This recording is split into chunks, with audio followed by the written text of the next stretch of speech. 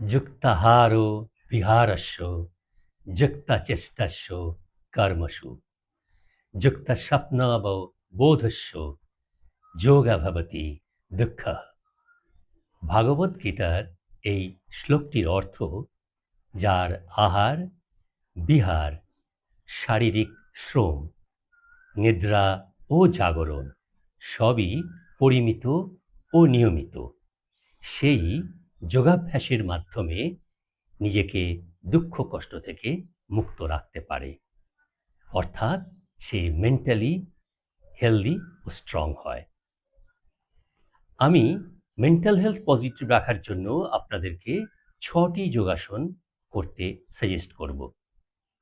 মহর্ষি পতঞ্জলি বলেছিলেন, স্থিরা সুখম আসনম, অর্থাৎ আসন করার সময় শরীরকে স্থির রাখবেন এবং যেন আপনি আরাম পান।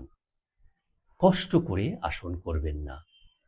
অত্যন্ত পারফেক্ট হওয়ার জন্য জোর করে কিছু করবেন না। যতটা কমফোর্টেবলি করা যায় সেইভাবেই আসন অভ্যেস করবেন। এই 6টি আসনের মধ্যে আমি প্রথম যে আসনটি সাজেস্ট করব সেটি হচ্ছে লোটাস পোজ বা পদ্মাসন। যদি লোটাস পোজ করতে অসুবিধা হয় তাহলে ইজি পোজ বা সুখাসন করতে পারেন, বেনিফিট একই রকম। সেকেন্ড আসনটি হচ্ছে ট্রি পোজ বা বৃক্ষাসন। থার্ড আসন মাউন্টেন পোজ বা তারাসন।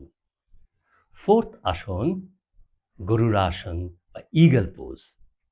ফিফথ আসন কাউ পোজ বা গোমুখাসন। এবং সিক্সথ আসন হচ্ছে কর্পস পোজ বা শবাসন। প্রত্যেকটি আসন 30 সেকেন্ড থেকে 1 মিনিট পর্যন্ত করতে পারেন। ম্যাক্সিমাম 8 মিনিট 9 মিনিট সময় লাগবে এই 6টি আসন করতে।